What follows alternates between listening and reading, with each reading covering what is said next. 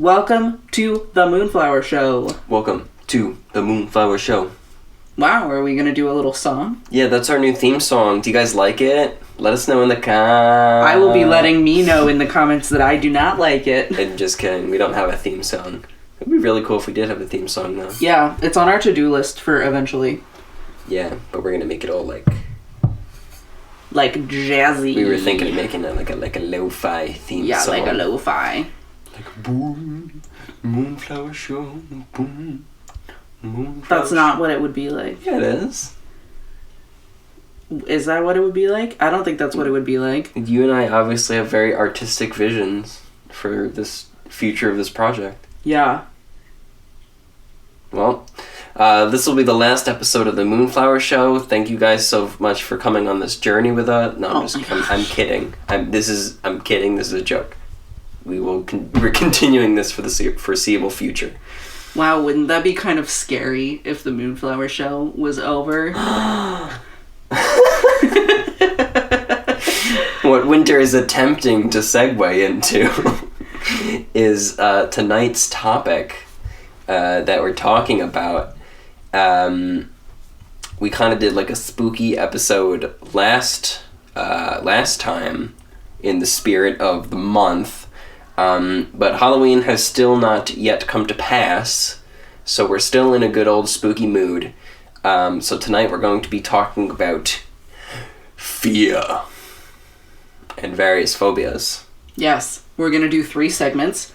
Segment number 1, we're going to be going through a compiled list of the 10 most common fears.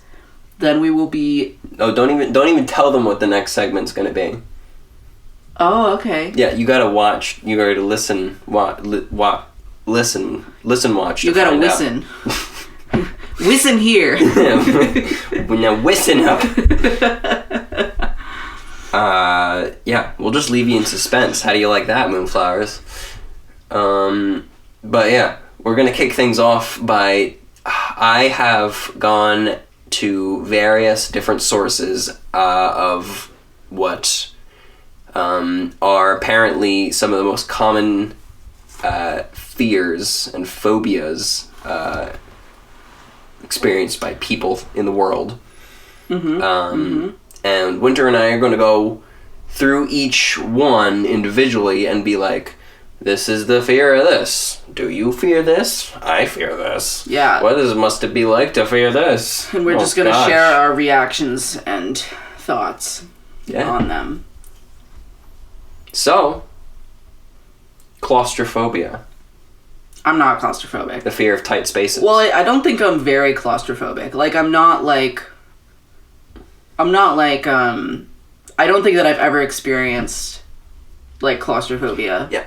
But actually, there's a couple times when I have, but, like, I guess that means I don't have, like, claustrophobia. You know what I mean? When we're talking about phobias here, we are talking about irrational fears. Yeah. If you have a rational fear of tight spaces, you're like, oh, like, this, it would be bad for me to be in this space for very long because, like, a lack of oxygen, or if something bad happened, like, it'd be a dangerous place to be. Yeah. That's a rational fear. Yeah. If just being in, like, a small enclosed space is, like, extremely distressing to you for no other reason than it is, or you start having, like, uncontrollable thoughts about, like, bad things happening because you're in a tight enclosed space. That's claustrophobia. Mm-hmm. Yeah, or, yeah, if you're worried about it happening. Mm-hmm. Yeah, even though it might never happen. Right.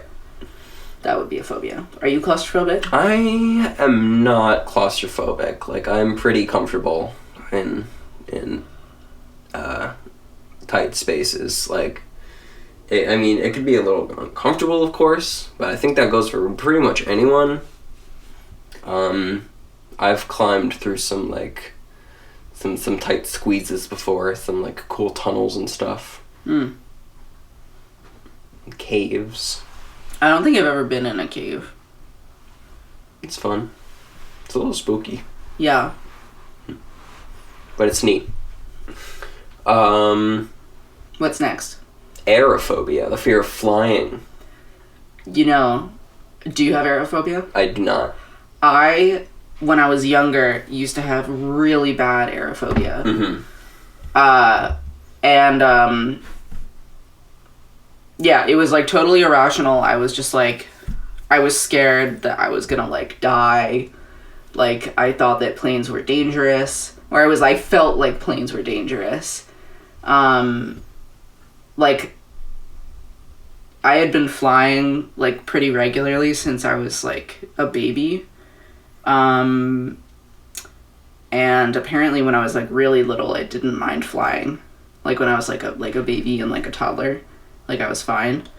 But then once I got old enough to understand what was going on, that we were like thousands of feet in the air. It is a little disconcerting once you understand the science behind it. You're basically catapulting yourself across hundreds of miles. Yeah, and I didn't really like that. And I took that personally. But now I'm okay with it, actually. I don't really know what happened. I remember there was one flight that I did when I was actually doing a trip my senior year of high school. Mm-hmm. I was flying to Europe with my Girl Scout troop at the time. And I was worried about being worried on the plane. And I hadn't flown in a while at that point, but we like got up in the air. I remember taking off, and I like had this like feeling in my heart. I was like, if I die, I like don't care because I will have died trying to get to Europe.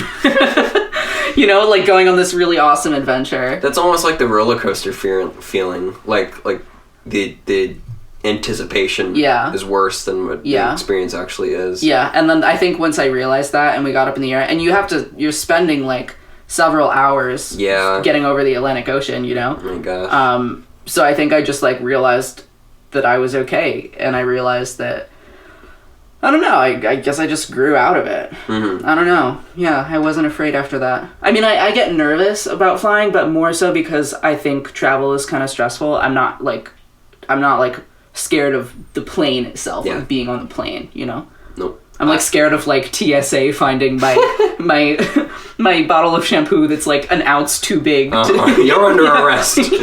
I get so nervous even if I'm not doing anything wrong, you know? I'm always so scared. I have a funny TSA story from my dad, but I don't even know if he's comfortable about me telling it on the podcast. Maybe for the world to hear. Maybe you can ask, and if he's off chance cool with it, then Dad, let me know in the comments. My dad's a bit of a nervous flyer. I don't know if he's irrationally afraid of flying, but yeah, I mean it's a spooky thing. Yeah. Yeah, but I would classify what I experienced when I was younger as aerophobia. I've never experienced it. I mean, maybe it's because I've been on planes since I was pretty young, but that wouldn't be an explanation because... Yeah, because I have flown since I was a kid, yeah. But I've always been comfortable in airplanes for whatever reason. Next up, COULRO. Coulrophobia. Coulrophobia? Coulrophobia. That's the fear of clowns. I'm not afraid of clowns. Me neither. Yeah, and I try to have empathy for people who do have this phobia. Yeah. But I honestly have never, like, understood it. I think it's a really interesting one because clowns in... I think our culture have sort of fed off of the widespread fear of clowns. And I think clowns are now more known for being creepy and scary than they are for, like, their actual original, like, intended purpose. Yeah. Like, I remember being, like, in elementary school and, like, some people were afraid of clowns. And I was just like, why? Oh they just wear funny shoes and give you balloons. Were you in elementary school when there was, like... I don't know if this was, like, a widespread thing across the U.S., but there was, like, rumors of, like, people dressing up as clowns and, like, just going around and killing people. Oh, yeah. Yeah. And I just thought it was the stupidest thing. I think I was a little older when that was happening. Oh, yeah, no, that wasn't elementary school. I was a little older than that. Yeah. But, yeah, I think I was much older than that. I remember, like, looking into it I remember like Googling like, No, yeah, are killer clowns on the loose? No, it was never a thing. It was, but I feel like, yeah, I feel like the fear of clowns has just become so widespread that I'm like not even fazed by it anymore. You know what I mean? Yeah. I'm not even fazed by clowns. Yeah. Because I'm so used to them being like, so, I guess dramatized. Yeah. As scary. Mm-hmm. And it's like it's a fictional thing that they're scary. I see it as like a, you know, like a werewolf. Like that's not real. Like scary mutant clowns are not real. Yeah, I guess. I don't know. I mean, I think that clowns that are like designed to be creepy, like in a movie, are still creepy. No, of course they are. But like, I'm not gonna look at like an actual clown on the side of the street and be like, that's dangerous. Like, yeah. Are you just walking down the street seeing clowns? No, but I'm just saying on the off chance that I find one on transit. Yeah, en route. En route to work. Yeah. So en route to clown college. So I was en route to clown college, and you have no idea who I Clown ran college into. is an actual thing. Really? It was. I don't know if it still is, but it was.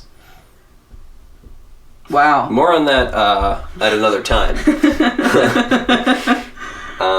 The next one we have to talk about is nyctophobia, the fear that? of the dark. I have that. You do?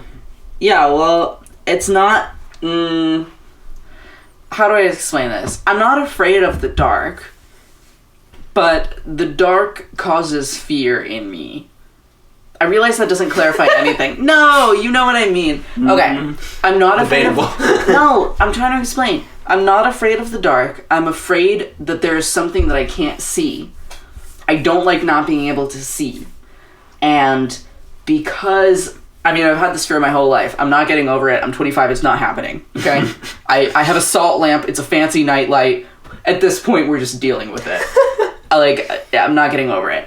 But I think because I've had this fear for so long, I am now afraid of the dark because I am afraid of the fear that comes with it.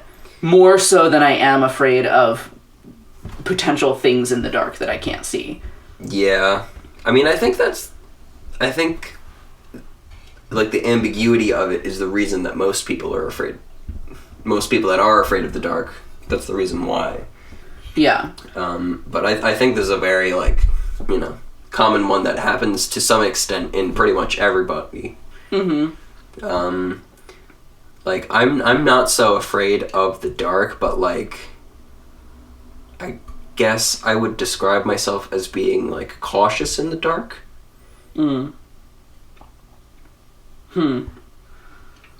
Because, like, I won't just, like, walk blindly through... Like, you know, if like, all the lights are off in your house, you can walk through it while it's dark because you know where everything is and you're used to it.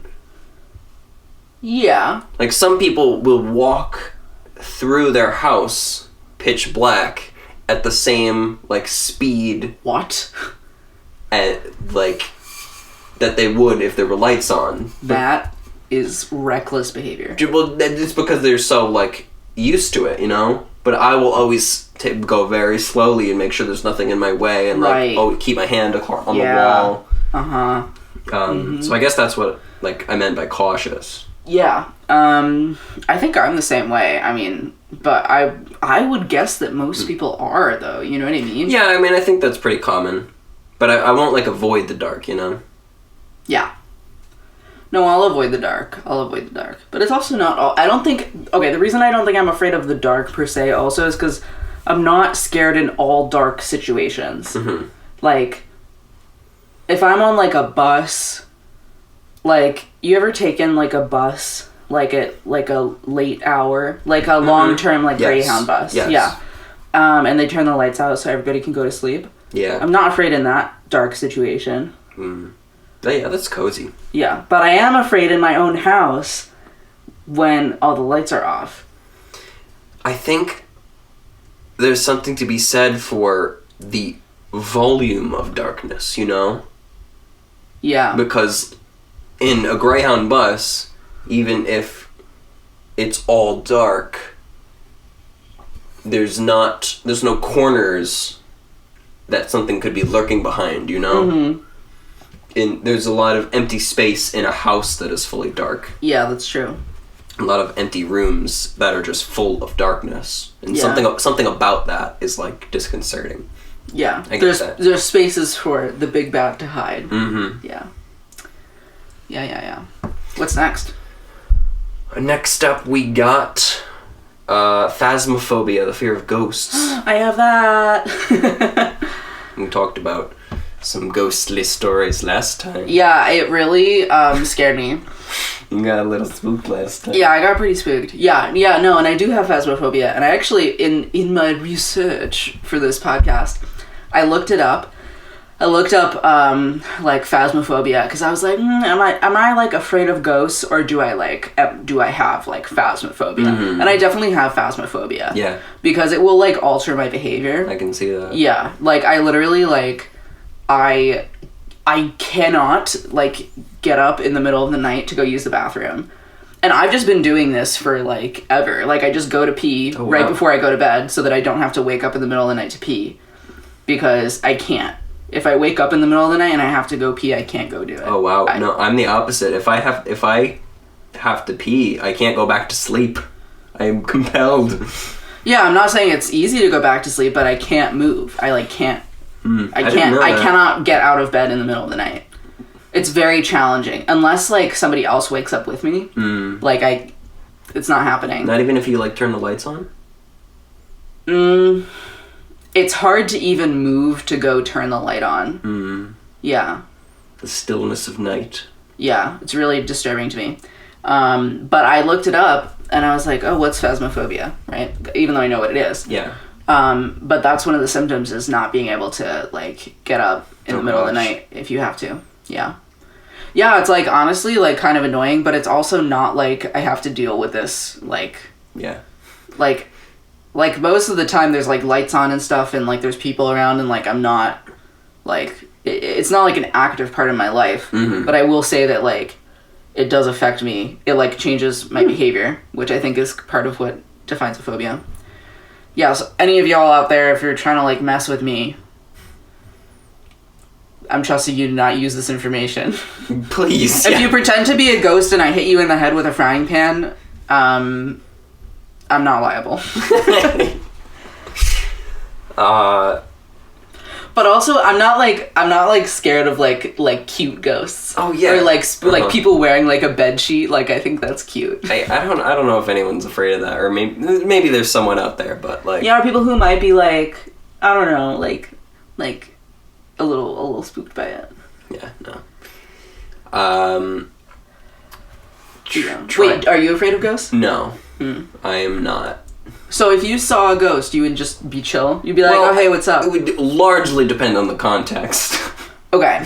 If you woke up in the middle of the night and you saw, like, a, like, shadow or something, like, clearly with your own eyeballs, and then you blinked and it was gone, would you be afraid? Okay, yeah.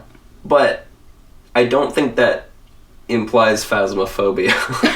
Okay. Because a shadow, first of all, that's not necessarily a ghost. That could be a person or a creature. Yeah, that's creepy. I don't even know if I believe in ghosts.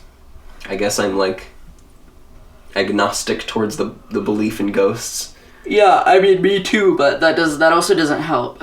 But I also don't think that if ghosts are real, all of them are necessarily malevolent. Yeah. But if they are real, though, like, imagine... Okay, there's bad people in the world. Yeah. But I have a door on my apartment that locks, and people can't just, like, come through the door. Mm-hmm. Maybe they can break my window, or they can climb up my balcony. But if they try to get in my house, chances are... 99.9% you add Kurt Angle to the mix, I'm probably going to hear them trying to get in, and I'll have time to react and assess the situation and, like, handle it. Ghosts we don't know anything. We don't know if they're real. They can just phase through walls and stuff. Like, Right, but there's nothing I can do to protect myself. I can't go somewhere and hide. But what reassures me about that is, you know, I think if the theory of when you die you become a ghost and then now you are, you know, able to just phase through walls and still affect people in the real world. If anyone was allowed to do that, it would be chaos out there. Ghosts would be wrecking shit every day. Yeah, that's true, actually. There has to be, I mean, if on the off chance that ghosts do exist in our world, there has to be some like rule to them, you know? There has to be like limitations. Yeah. Yeah, I also guess I'm just kind of like, even if a ghost couldn't hurt me, I don't want to see one.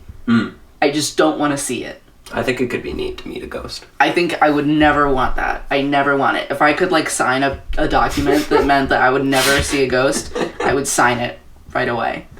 Because it's not even that I'm like scared that they would hurt me, you know? It's that I just don't want to see it. Don't ask, don't tell. Right. You don't want the confirmation. No, I don't. I don't want to open that can of worms. Right. I understand. Phasmophobia, man. Don't use it against me. Trypanophobia. The What's fear that? of needles. I'm not afraid of needles. Wait, like shots? Yeah. Or like sewing needles? I think it's primarily like shots. I'm not afraid And of like needles. just like long pointy things.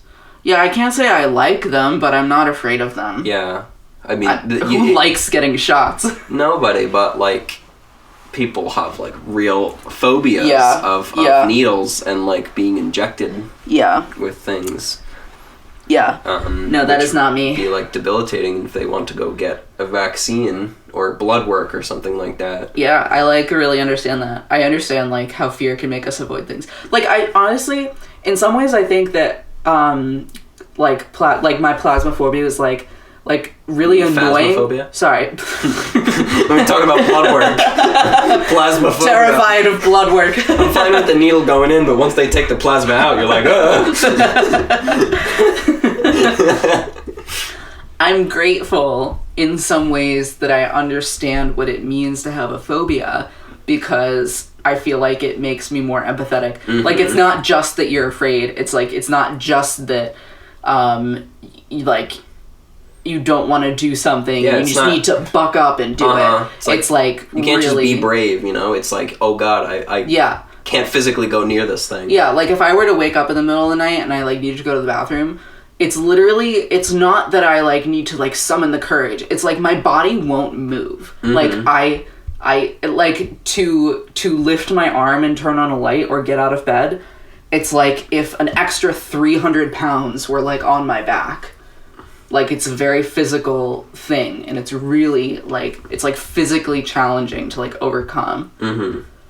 Yeah. So anyway, I understand that some people like really don't like shots. Yeah. And that sucks because we gotta get them, you know? Yeah. I just try not to think about it too much, you know? Yeah. It's like... You know, I think I was like little. I mean, I think we were all afraid of shots to a certain extent when we were little. Absolutely. But then I remember my pediatrician, when I went to get my shots one year, it was like right around Christmas time, and she was like talking to me about like, oh, like what do you think Santa's gonna get you for Christmas? Like, what are you gonna do with your family for Christmas? Right. And I was just talking to her, and she did the shot like while she was talking to me. Aww. And then I was like, oh, I just have to distract myself, and then this won't bother me as much. And now basically every time I need to go get a shot, I'll like just strike up a conversation with the person. Yeah. And usually, because I have a tattoo on the arm that I get shots in, usually they'll start talking to me about the tattoo, and then I can like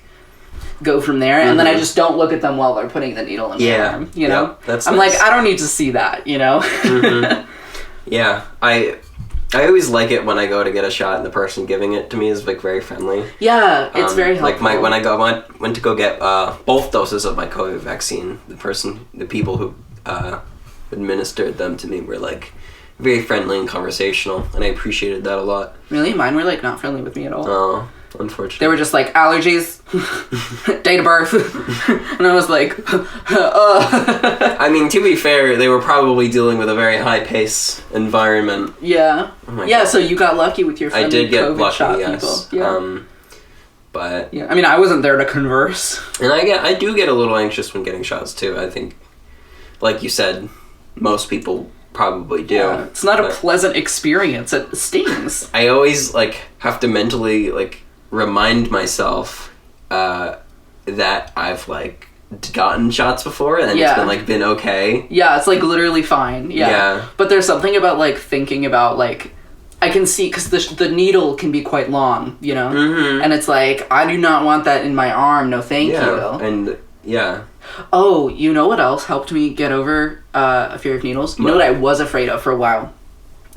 I was afraid of giving shots to myself. But I got over that because of hormone therapy. Yeah, that must be difficult. I've never done that. Yeah.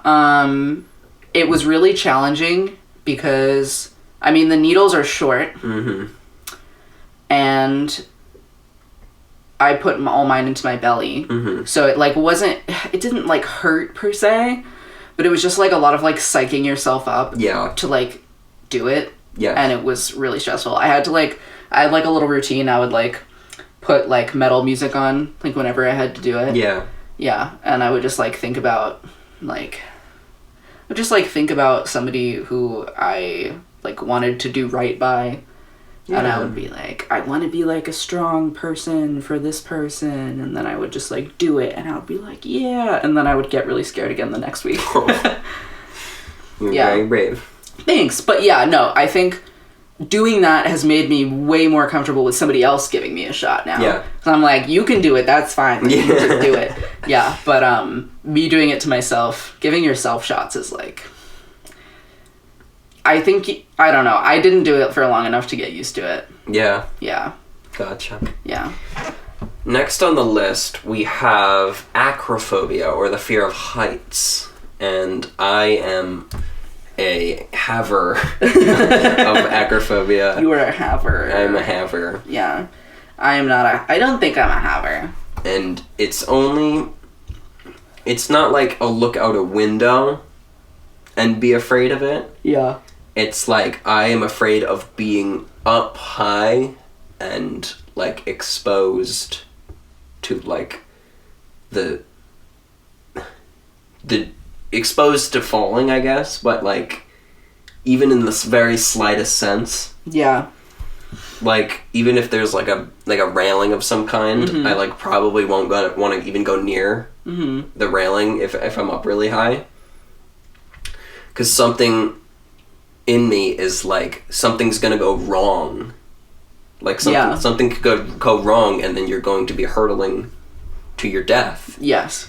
And I don't know if it's just extreme caution, or it's, like, an irrational fear.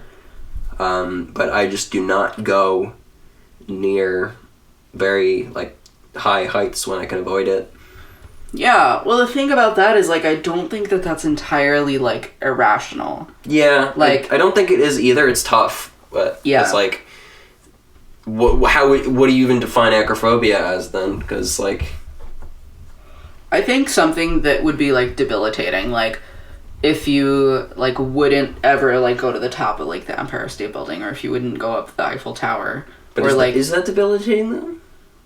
I mean, yeah, if you're, like, all your friends are going up and they're like, come on, and you, like, can't go with them. Yeah, but what about, like, I don't know. If you can't go on a hike because it's, like, too steep and you're, like, scared.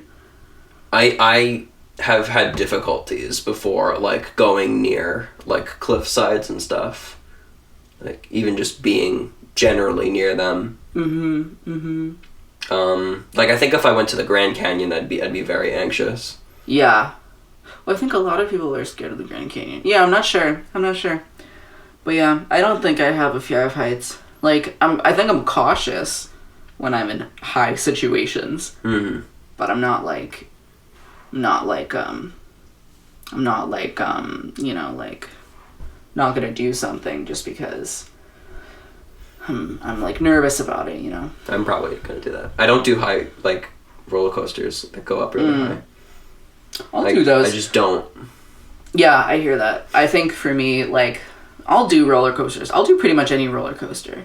Because I know that, like, the chance of me getting hurt on a roller coaster is, like, not slim to none, you know? Yeah, and that logic I usually am pretty good about, but, like, something about heights is just like, nope. That's a phobia. Yep. That's a phobia. Indeed. Moving on. Glossophobia. Is that the fear of words? No, it is the fear of public words, public speaking. Oh! That's one of the one of the top fears. I can't say that I find public speaking pleasant. Like, it's not a walk in the park, but it's like, yeah. I don't think I have that. I've spoken in front of crowds of, I think the biggest crowd I've ever spoken in front of was a couple thousand people. That's a lot. Yeah, and I mean, I was nervous and because I wanted to do well, and it wasn't a walk in the park, but I sought that experience out of my own accord. So I don't think that would qualify me to have a glossophobia. Yeah. What about you? I definitely don't. And like you said, it's no walk in the park. Like, I don't think I'm good at public speaking. Yeah. I think I'm actually pretty good at it. You probably are. Like, I had to give a presentation in class today. Mm-hmm. And, like, I mean, it was just a 5-minute, like, very casual presentation with, like, very low stakes, you know? Right. And I had somebody up there with me. I had practiced what I was going to say. But still, like, when you get up in front of people, I think it's very normal for your heart to just, like, boom, boom, boom, boom, like, a little bit, you know? Because you're, like... I mean, I think that's the social part of us, you know? It's, like, you are putting yourself in a vulnerable position. Mm-hmm. It's like getting nervous before you have sex, you know? With somebody for the first time. I'm just saying, like, it's a vulnerable position. Just that analogy just threw me off. I get what you mean. Okay, what's a better analogy? It's like sharing a secret with a friend. Yeah. That you maybe are not too sure of or something like that, you know? Or like showing somebody your, like, private journal or something. Yeah, it's a vulnerable moment. It's a vulnerable moment. I think that's normal to be scared. And you know how I know that it's about vulnerability is because normally when people give like PowerPoint parties, you know, or like just like they'll play like Jackbox and they'll have like the presentation game. Usually don't get as nervous if it's in front of friends. Yeah, it's just because it's like vulnerable. It's like you're getting up and being in this really vulnerable position with strangers. That's what it. I think public speaking specifically is to strangers or people true. You don't know well. The public, yeah. The public part of public speaking. Yeah. How about ophidiophobia, the fear of snakes? Snakes. I can't say that I enjoy being around snakes, but I don't think I have ophidiophobia. Me neither. But I know people who do. I know people who are like, holy shit, it's a snake, I'm gonna die. I'm like that with bees. You have a bee phobia? Bee phobia. Will you stop it with all this bee phobic commentary? God.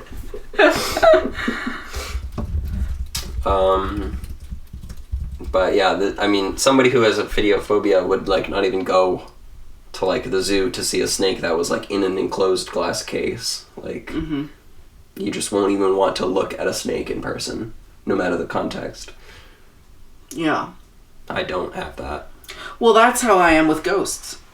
Right. I don't want to look at one. Yeah. That's a phobia. Yeah.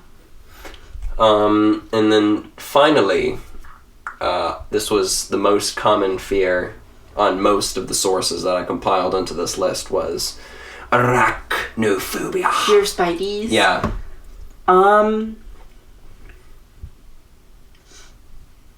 Do you have this? Arachnophobia. That's a fun to say. No, I don't. I can be chill around spiders.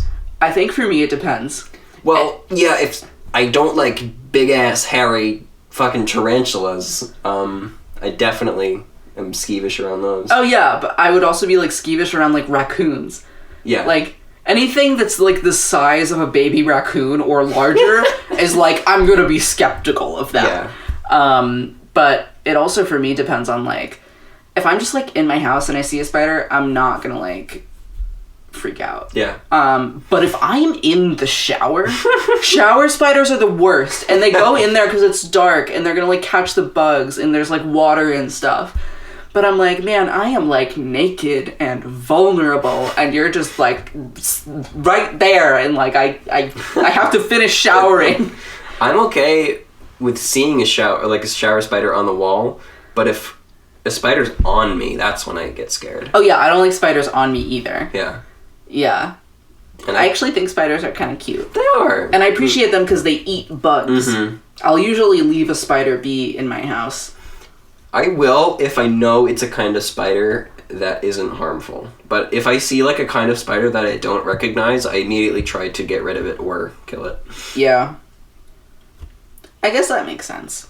You know what's actually really cute is wolf spiders. Yeah. And those are actually...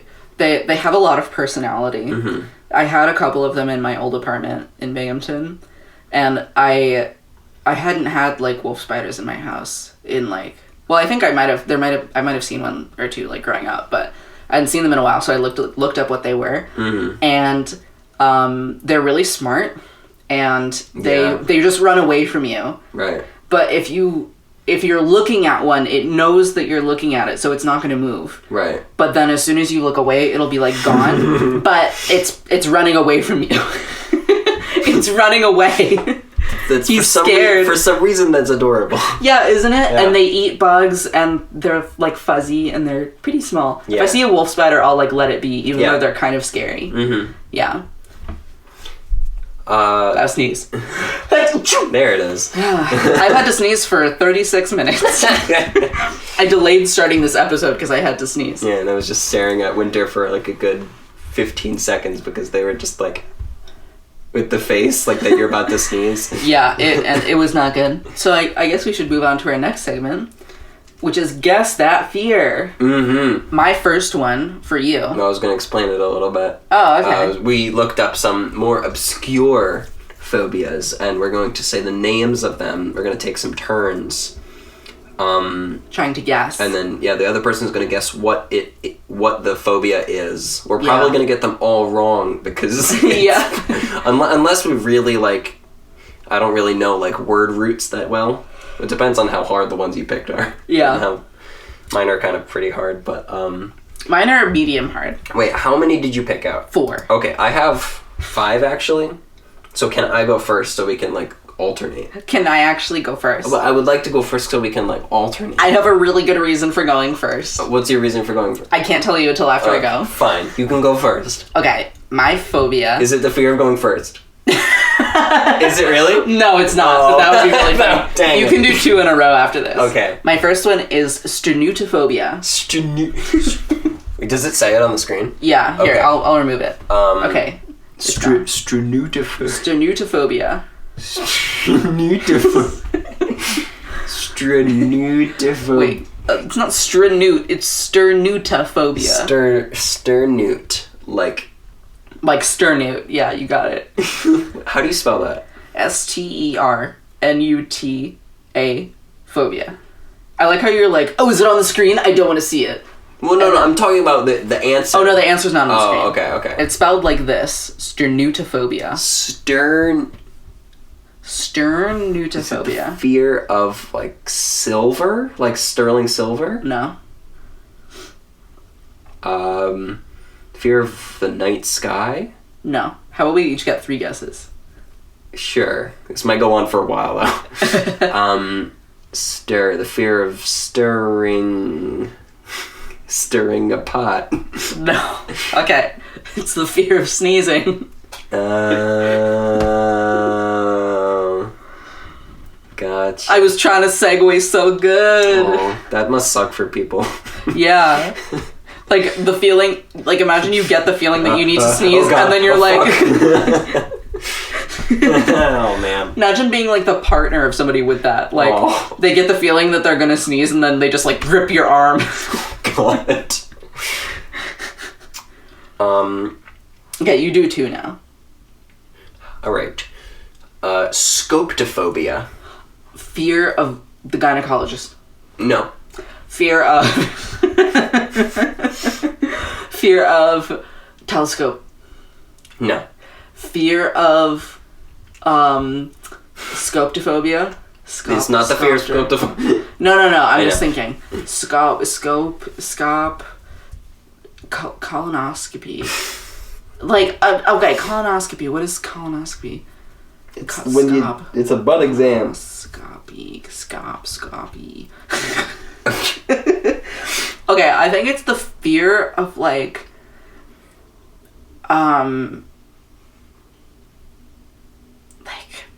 what is scoping? It's like focusing and, like, unfocusing and, like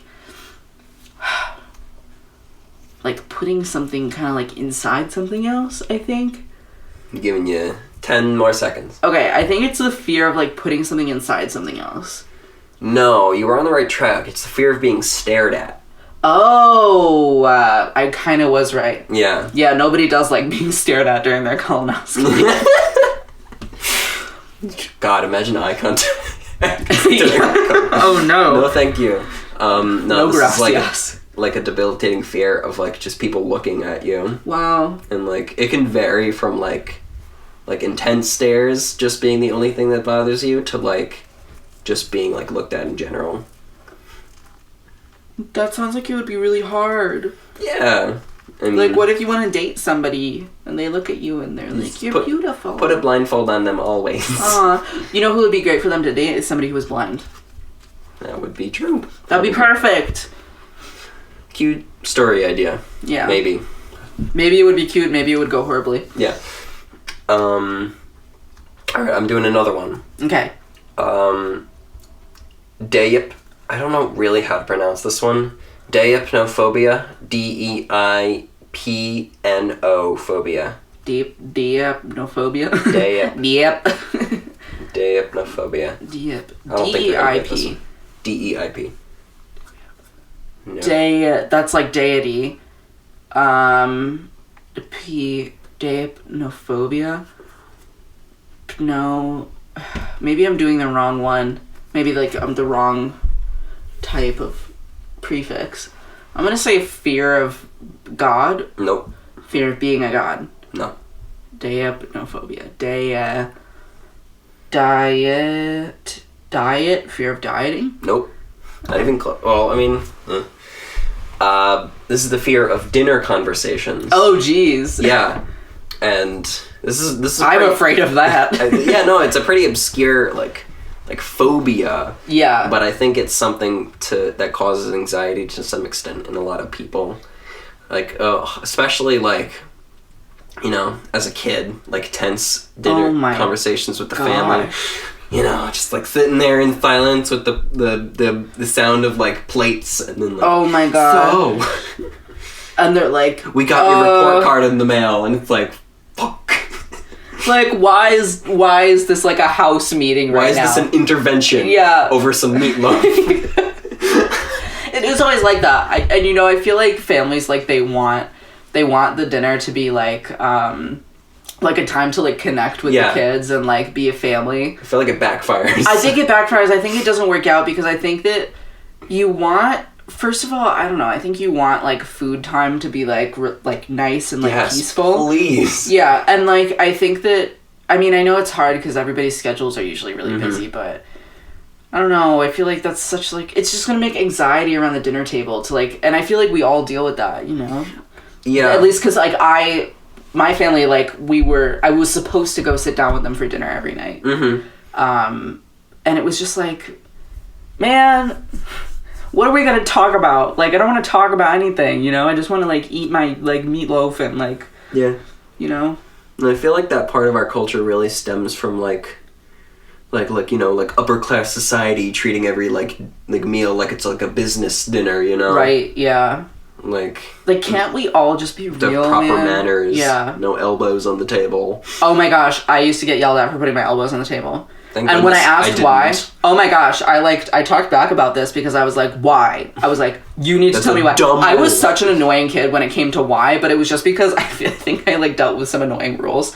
But I would just be like, why? Tell me why. Yeah. And they told me that it was because at old, like, medieval, like, dinners, it was just a board on some, like, what would you call them? Like things to hold the board up. Yeah, and if I you get put what your you're saying. elbows, it would just flip Like a the barrel. entire table. Like a yeah. plank on a barrel. Yeah, and if you put your elbows on the table, it would just flip the whole thing over. And my parents explained this to me, and I'm like, But it's not are we having a dinner on a wooden board right now? Like, it's an antiquated rule. If the rule doesn't help you anymore, you don't need the rule. yeah, exactly. And I was like, this is extremely dumb. Yes. I think I gave my parents some grief in that regard. Oh, but I God. just couldn't take that stuff seriously. I was like, Yeah, no. this is, like, It is dumb. children and young people, like, into teenagehood are, like, really valuable because they help point out all the bullshit because they're psychologically wired to. Yes. And that has served us evolutionarily for thousands of years. And I don't think that we should be, like, we shouldn't be making kids do bullshit. Because their job is to point out the bullshit. Yeah. That's what they're for. I've definitely tried to retain that part of myself that just, like, is like, no, I'm not gonna do that because Yeah. that's stupid. Yeah. Yeah. Anyway. Fear of dinner conversations. Understandable. Yeah. Really, yeah. Like, people will not, like, go out to dinner with their friends Aw. or, like, stuff like that. That sucks because I feel like going out to dinner with your friends would be, like, the way to, like, deal with that. Yeah. Because that's, like, a more casual, like, environment. I mean, it's literally how you would deal with that. Yeah. How do I get... Okay, so I know, like... not to, like, keep bringing up my plasmophobia. Oh, God, it's inside me. There's plasma in all of us. Okay, how do you, like, get over fears? Because there's, like, exposure therapy, but I can't just, like, expose myself to ghosts. I mean, you could put yourself in ghostly situations, you know? Like a haunted house. Or, like, an actual graveyard I've been to a graveyard. at night. Yeah. I was an edgy teenager. Maybe you need to go there now, though. Right now. Yeah, right now. Episode over, bye! We got work to do. Bye. Just kidding. It's time for me to ask you about another fear. Rhodophobia. Rhodophobia. Yeah. So I'm not gonna say the fear of roads, because it's not spelled like that. It's RHODO phobia. Yeah. I feel like I should know this one. The fear of Rhode Island. Nailed it. Just kidding. Dang it. I feel like I'm gonna know this one, or like I'm gonna be like, of course, once you tell it to me.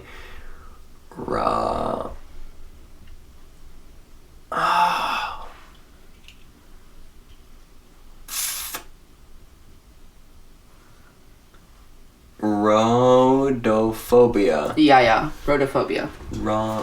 Fear of a rhombus. No. That's your second guess, I think. The fear of rhinoceros. No. I give up. Fear of rhinoceros. Not a rhinoceros. But, like, the concept of rhinoceros. Rhinoceros. Huh. It is the fear of the color pink. Oh. Okay. Is there anything, like, associated with it? Like, things that people, like, avoid in particular? Well, I didn't look that up. Oh, I see. Although I imagine they'd avoid, like, anything pink. Like, flamingos. Yeah. Just, like, interesting edge cases, like, oh, those people can't eat, like, you know, like pink stuff. Like what's shrimps? pink food? Yeah, like shrimps. Yeah. They will shudder at the sight of cocktail shrimp.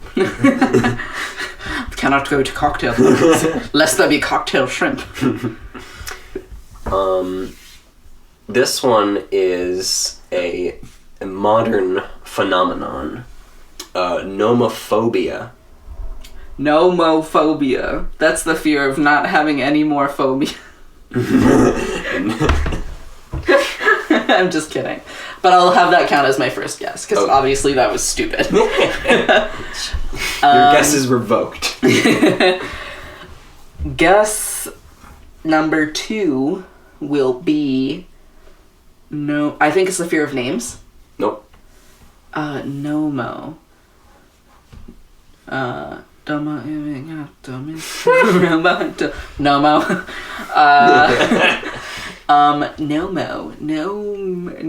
homo. I do not know. I do not know. I do not know Mo. Yeah. You give up? No. No. No. No. Namo. Nom. Necronomicon? Nominal. I think it's the fear of something small. Nope. What is it? You were actually kind of on track with your first dumb guess. Oh, really? It's the fear of being without your mobile phone. Because it's nomophobia. It actually is named that because of that. Nomophobia. Nomophobia. Wow. But yeah, it is like being extremely afraid of not having your phone on you. Or like having like no battery, or like no cell service. Wow. We're that integrated to the internet and like our phones that some people have like a debilitating fear of like being without it. Mm-hmm. Yeah. It's for some people it really like is an extension of themselves. Yeah, I mean we're there for sure. Yeah, and I think that that's absolutely understandable because, I mean, it's a GPS. It's it's an emergency call. It's a link to our livelihoods a lot of the time, which is how we get money, which is how we survive. Yeah, I think that's absolutely, like, understandable. Yeah. I personally like going without my phone sometimes. So do I. I find myself craving just really, like, picking up my phone, slamming it into the wall, dropping it out of my 4th-story window, and just taking a little detox. Putting a brick on it, just for good measure. Yeah. Then having an hour break from it. Yeah. Rushing downstairs. Yeah. Check if it's cracked. Check my email.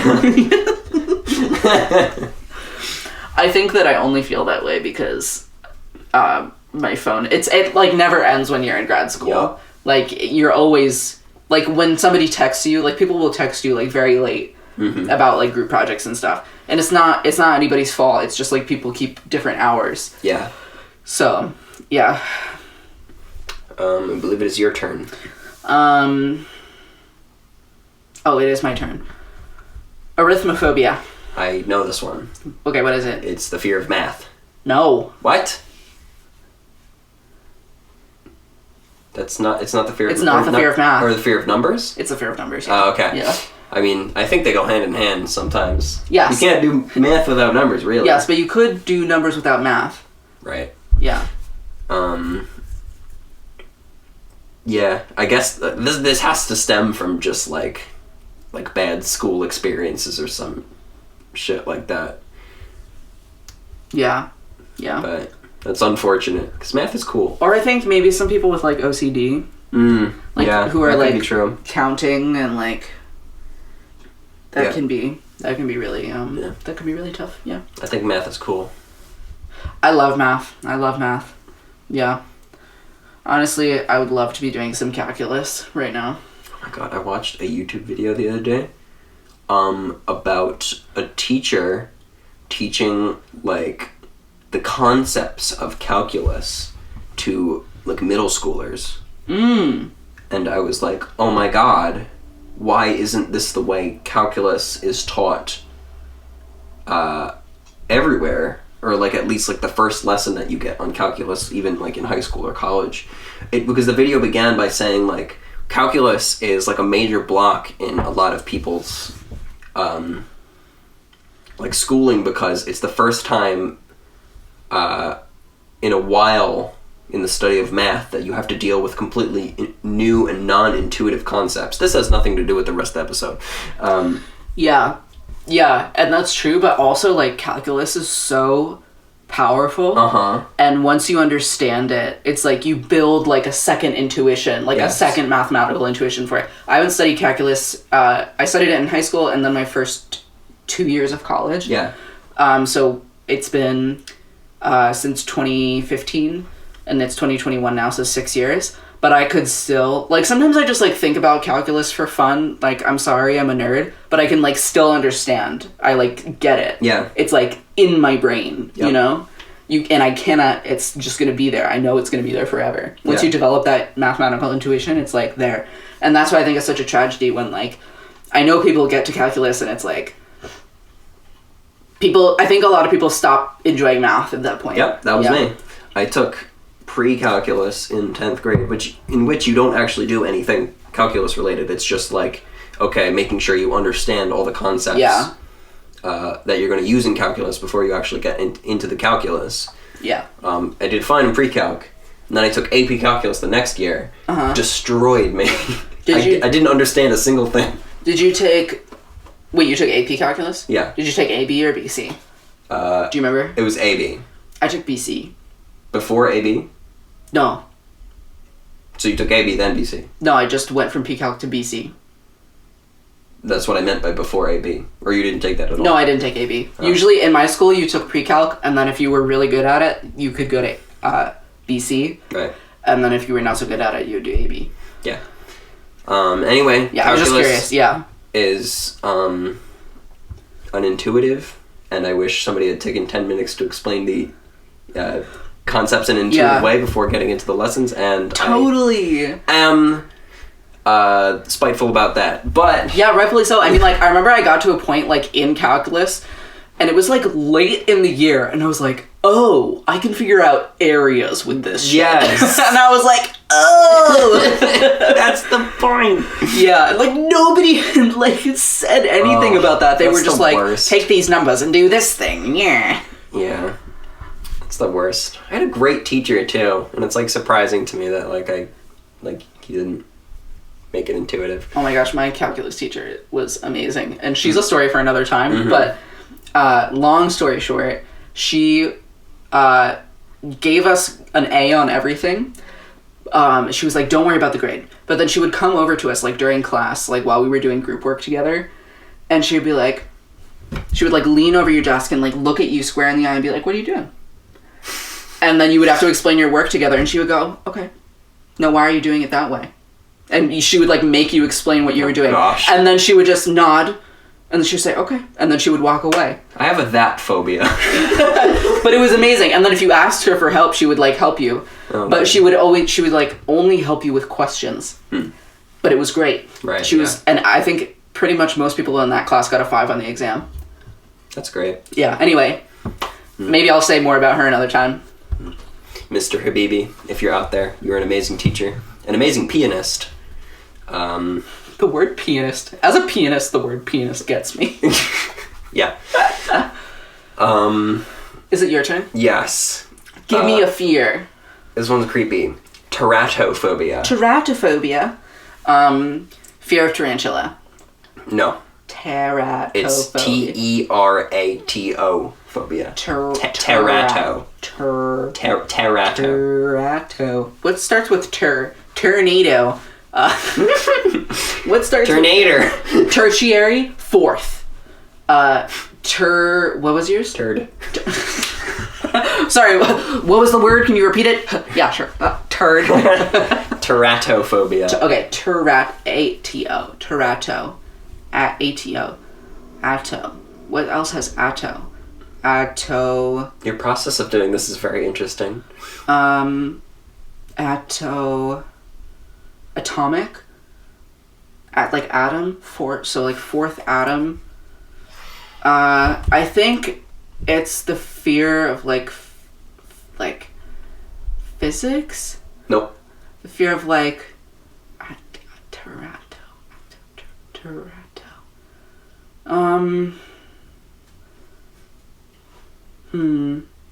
Wait. Tertiary is 3. It's the fear of tertiary is 3rd. Fear of I think it's the fear of atoms. Nope. Is it the fear of like 3 atoms? What's like 3 atoms? I think it's the fear of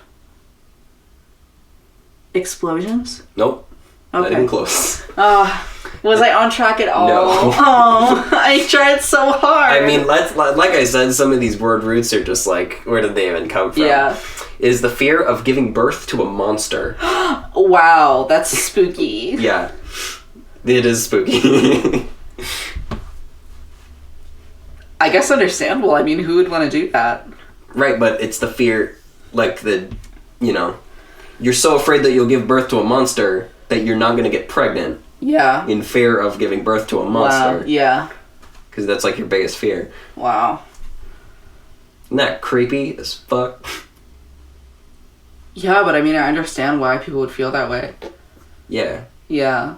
Although I also imagine that, like, one way to deal with that fear would be to get pregnant. You know? Yeah. It's And, gotta be like, scary as 9 months of I know. life. I know, but I also imagine it would be helpful if, like, you went to, like, your doctor Got, like, maybe more ultrasound. often. Yeah, more often than normal, maybe. And the doctor could be, like, maybe a trusted doctor that you've known, Yeah. you know? And they could say, like, everything is just fine. I've been doing this for years, Your ultrasound you know? looks like a human baby. Yeah, yeah. And, like, show you, like, pictures of, like, what your baby looks like versus, like, other people's babies, Uh-huh. you know? Just to, like, really, like, help. Yeah. Yeah. That's such a bummer. Yeah. Yeah. Okay. Mine. Ready? Mm-hmm. It's tocophobia. I feel like I saw this Tacophobia. one at a glance when I was looking up these, but I don't remember which this one is. Is this the fear of chickens? No. Taco. It's not taco. Taco. It's TOKO. TKO. Like the Jackbox game. TKO. I won't interrupt your flow. But my thought process is so much different than yours. You're like, Terato, Atto 3, and I'm just like, silently like staring. At You're this- like in a staring contest with a word. If I don't blink, it'll come to me. Information is being absorbed into my mind through the sheer force of my will. The fear of playing cards. No. Yeah, that wasn't probably even close. Are you sure it's not the fear of chickens? I'm positive.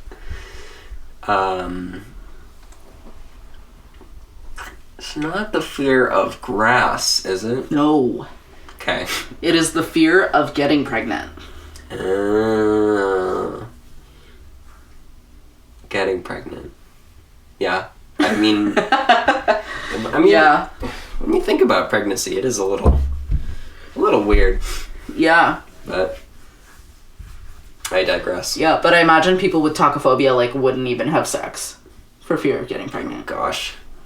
Poor them. Or maybe they would need to use, like, triple contraception. You know? Yeah. Like, they might have, like, an IUD Oh, yeah. and be on, like, hormonal birth control and make their partner use a condom. Yep. And maybe, like, other stuff, you know? Like, I Yep. can imagine that might be, like, really debilitating. Yep. But hey, very, probably very safe preventative sex there. Tacophobics. Good job. Yeah. Practicing safe sex. Alright, this one is the last one of this segment. It's got a very funny name.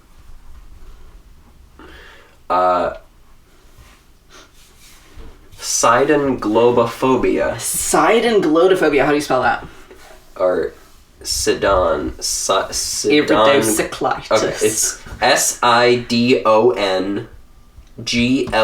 SIDONGLOBO phobia. Globo. Sid- Sidon. Sidonglobophobia. The fear that aliens are going to take over the world. Nope. The fear that gas stations are going to take over the world. Nope. The fear of taking over the world. No. You weren't even trying. No, I wasn't. After all my efforts know. with It's hard to what just was guess it? that, yeah. Turcho Atom. This is the fear of cotton balls. Sidon, I guess, being cotton, and Globo being balls. Oh man, and I hate to laugh because you know there's going to be that one person out there who like has this fear, and I don't want to I'm laugh at Sidon your fear. globophobic. Like, Yeah. Yeah. and it's so bad to like laugh at people's fears, but that's so fun. I'm just thinking in like a movie, and like there's something behind you, like the camera jumps and there's like and it's like there's cotton balls in the mirror. I actually looked into like what people with this phobia like described like as like like being in the same room as a cotton ball, and like they're like the texture of it really creeps me out, and like if you know how if you like tear a cotton ball in half, yeah, and it's like gets all like stringy, yeah, like they cannot stand that.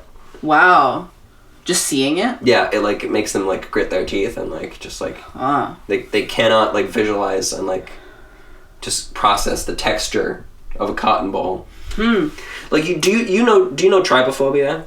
No. Oh, that's the fear of holes. Yeah, the fear of like lots of small holes. Yeah. That's like a texture thing too. It's like a texture based fear. Like you don't want to feel the texture on your skin or whatever. Interesting.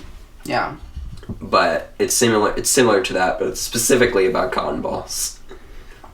Wow. Yeah, pretty obscure. Yeah, that's really interesting. I also never got the fear of like multiple holes or many small holes. Yeah, it really is like a texture thing, and like some people imagine like that texture like being on their body, and it like really creeps them out.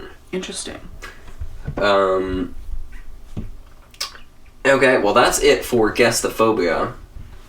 Yes, and this is also, we're already at an hour. Yeah. So maybe we can each share, for segment 3, one of our phobias, our personal biggest fears. Yeah.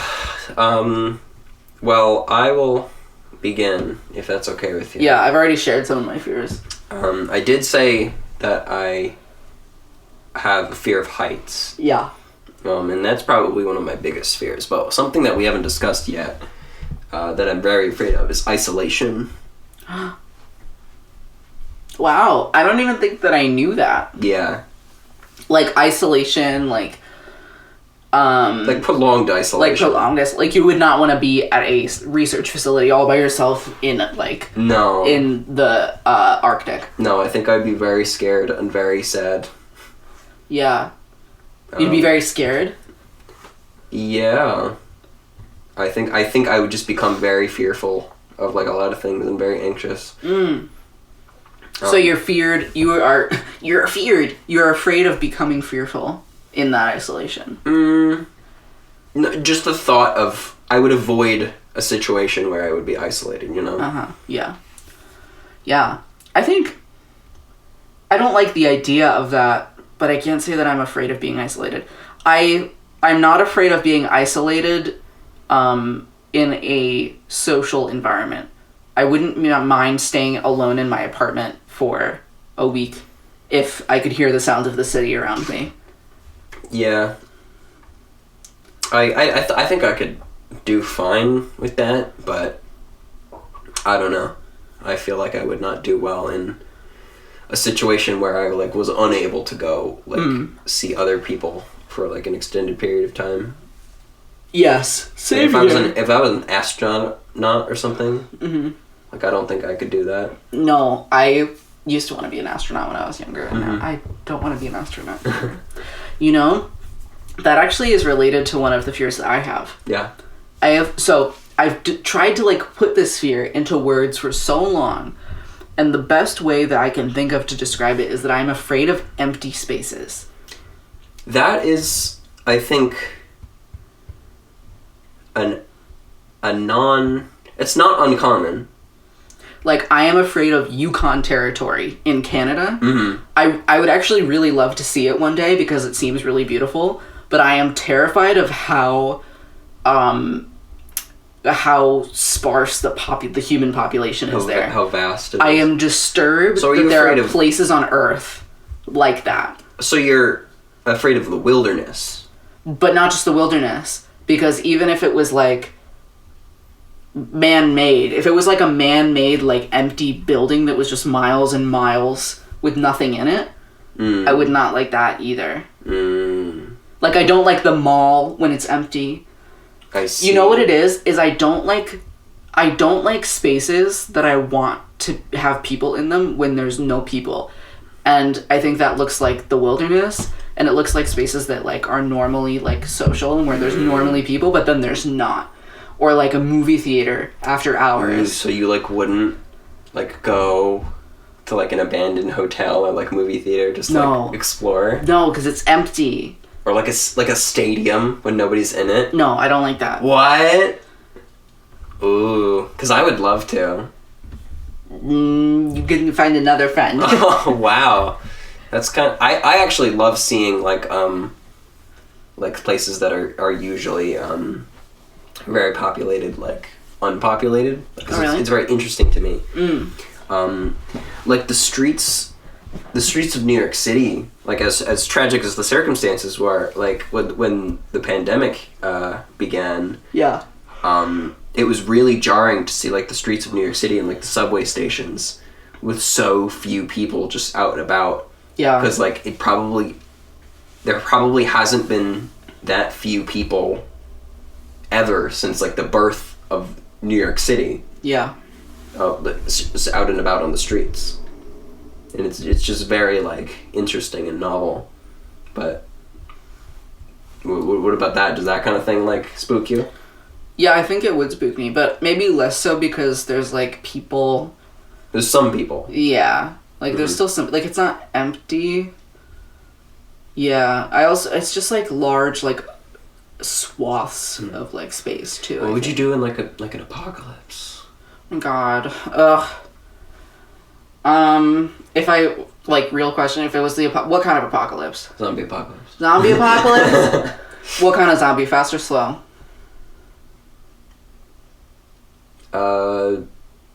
Just regular human speed. Like they could run as fast as humans could run. Are they smart? No, they're pretty mindless. Okay. I like that Stay you in my these, apartment. These specifications. Stay in my apartment. Lock my door. Barricade windows. And start rationing my food. I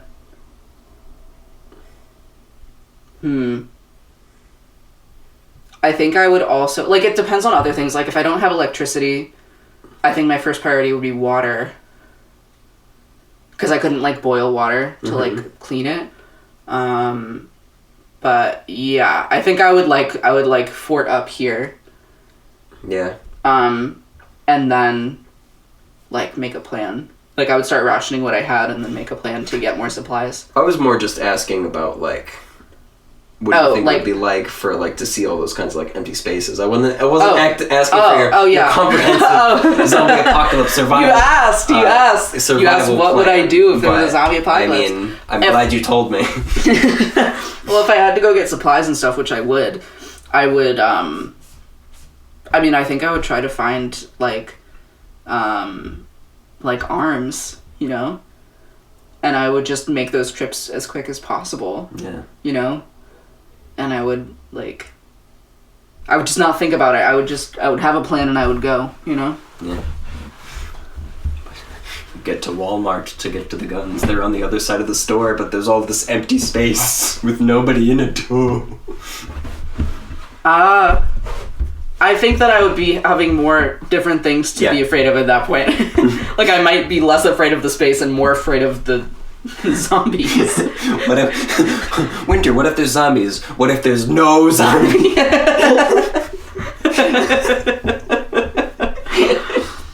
I'm sorry to make fun of you. I don't mean it. Well, honestly, you know, I want to go to like Yukon Territory. Yeah. Just because I want to see it. I think on the environmentalist in me is like very pleased that there are large swaths of untouched land. It's important. But the scared part of me is like, what if I get attacked by a bear? You know, what if my car breaks down? And, you know, like, it's scary. You have to, like, plan big for a trip like that. Yeah. And I don't like that. Like, there's so many other things you have to take into consideration. Like, if you're going on a trip, like, if you're driving through Yukon Territory, you need to understand how your car works. Yeah, you need to bring water with you, like, because you might be driving and if your car breaks down, you might, like, not be able to get to people for days if Yeah. you're on foot, or even maybe weeks. Like, Yep. yeah, and that scares me, but it is something that I want to do. Yeah. That's nuts. You gotta carry like bear spray. You probably want to have a gun, to be honest. Mm-hmm. Like, grizzly bears will mess you up. Mess you up. Yeah. Anyway, on that note, Yeah, that was our that was our fear episode. there's fear episode. Like, comment, subscribe. Let us This know in the isn't comments. YouTube. I mean, we're on YouTube. Some people are listening on YouTube. Oh yeah, you're right. Actually, you're talking like we're doing like Like, comment, subscribe. yeah. Welcome to a tour of our fears. The scariest thing of all, branding. My shipping container 350 square foot tour of my fears. Oh my god.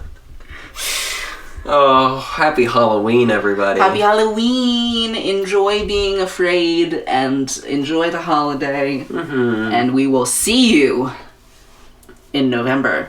And by see you, we of course mean that you will be listening to us. You will see us with your ears. Indeed. Good night. Good night.